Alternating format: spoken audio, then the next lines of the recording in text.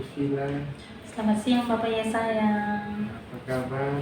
Ya, puji Tuhan, sehat-sehat Bapak Yesaya.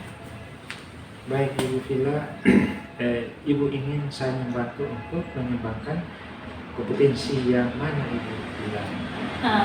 Saya ingin Bapak membantu saya dalam mengembangkan kompetensi coach dalam coaching. Bagaimana yang nanti Ibu ingin saya amati? Saya ingin Bapak amati kompetensi saya, kehadiran penuh, kemudian dalam mendengarkan secara aktif dan mengajukan pertanyaan yang berbobot. Baik Ibu Vila, bagaimana penilaian Ibu sendiri terhadap apa yang akan kita kembangkan saat ini?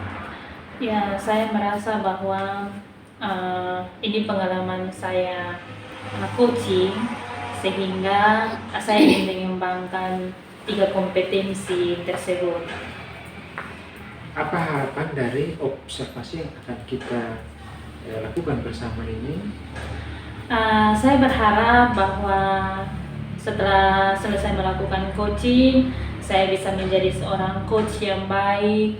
Kemudian 3 kompetensi ini bisa hadir di dalam diri saya, di mana kompetensi kehadiran penuh, kemudian mendengarkan secara aktif dan mengajukan pertanyaan yang berbobot. Baik Bu Vila, selamat menjalankan coaching.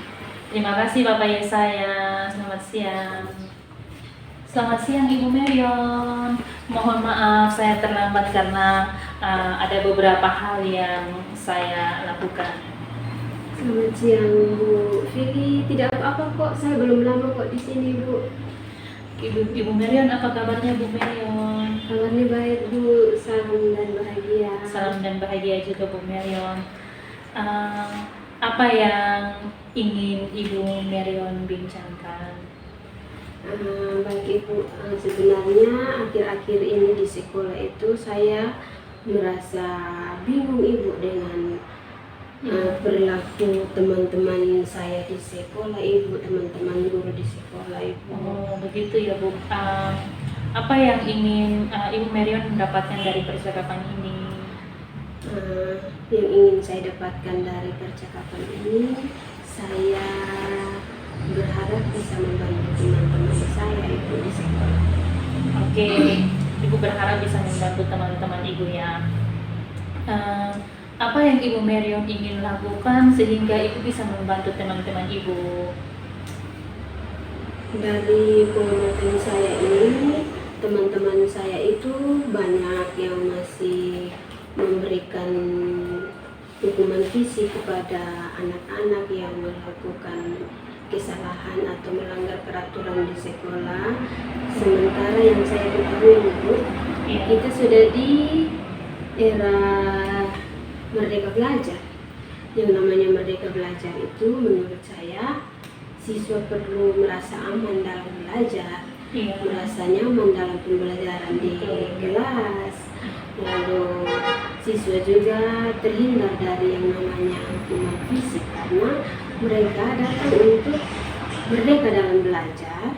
Sedangkan sebagai guru, saya dengan teman-teman saya di sekolah juga merdeka dalam memberikan pembelajaran. Oke, berarti masih banyak teman-teman guru yang masih melakukan hukuman fisik ya Bu? Fisik kepada anak-anak. Itu fokus yang dapat saya amati di sekolah. Kalau begitu ideal kita sebagai seorang guru itu seperti apa Bu Marion? Menurut saya idealnya seorang guru, apalagi kita sebagai calon guru penggerak, kita telah belajar di modul sebelumnya bahwa dalam penerapan budaya positif di sekolah itu seorang guru dapat melakukan pembelajaran yang berpihak kepada murid, lalu tidak memberikan hukuman fisik kepada murid, lalu menyediakan pembelajaran yang menarik, memberikan rasa aman kepada anak-anak dalam belajar. Itu idealnya seorang guru. Oke Bu Marion. Nah, kira-kira misalnya kalau dari angka 1 sampai 10, teman-teman guru Bu Marion sudah sampai di angka nomor berapa? Sejauh pengamatan saya sekarang, kalau idealnya ada di angka 10, apa yang dilakukan oleh teman-teman saya di sekolah itu bervariasi ya. Ada yang di angka 4, ada yang di 5, dan 6. Baru seperti itu yang dapat saya amati. Semua di angka 5 dan angka 6 ya Bu. Target Ibu Marion kira-kira mereka sampai di angka nomor berapa? Kalau bagi saya, angka 8 itu sudah cukup baik Ibu bagi seorang guru dapat menerapkan budaya positif di sekolah. Oke, target Ibu Marion sampai ke angka nomor 8 ya Bu. 8. Kira-kira apa yang ingin Ibu Marion lakukan agar mereka bisa mencapai target? Saya ingin membantu mereka, memberikan pemahaman kepada mereka bahwa tidak zamannya lagi kita memberikan hukuman fisik. Tidak zamannya lagi juga pembelajaran itu berpihak kepada guru.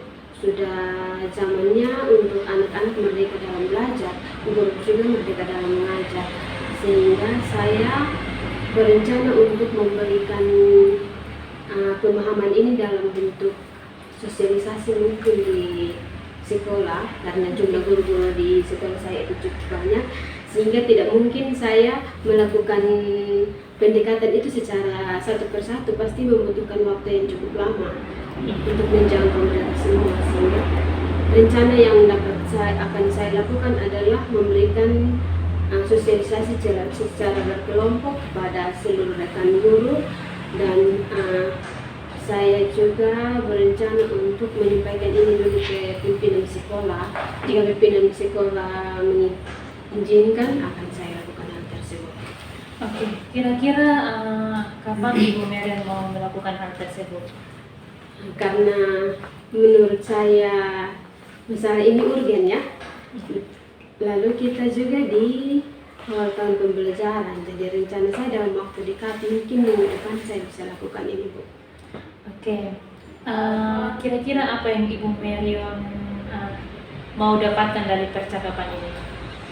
Yang saya dapatkan dari percakapan ini, akhirnya saya juga bisa menemukan solusi untuk menghadapi teman-teman saya, membantu teman-teman saya yang dari awalnya saya merasa bingung bagaimana caranya menyampaikan hal ini kepada mereka, membantu mereka untuk keluar dari zona nyaman mereka yang mana selama ini kita sudah di zaman yang tidak seharusnya lagi memberikan hukuman fisik kepada anak.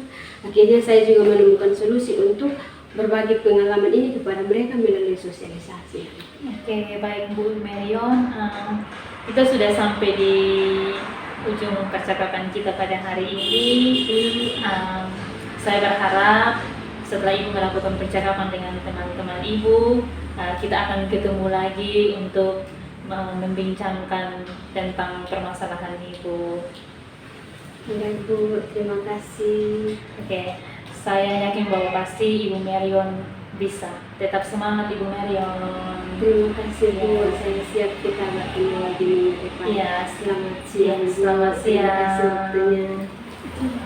Baik Ibu Kila, selamat siang. Selamat siang Bapak ya saya.